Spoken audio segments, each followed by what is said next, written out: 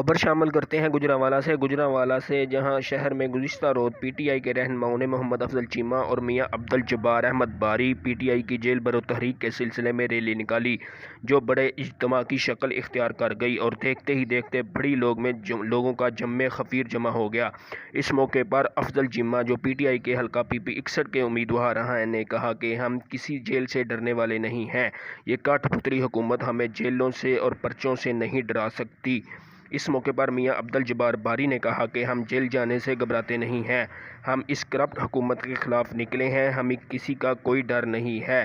ہم دیکھتے ہیں کہ حکومت کتنی جیلیں بھرتی ہے، اور کہا کہ ہماری قیادت عمران خان کی صورت میں اس ملک میں امن اور استحکام لا سکتی ہے۔ اس موقع پر مقامی تاجر شیخ یعقوب نے کہا کہ ہم عمران خان کی ایک آواز پر جیل جانے کے لیے تیار ہیں اور گوجرانوالہ کی تاجر کمیونٹی عمران خان کے ساتھ ہے۔ کیمرہ مین معین چشتی کے ساتھ سہیل میر، نیوز 4 گوجرانوالہ۔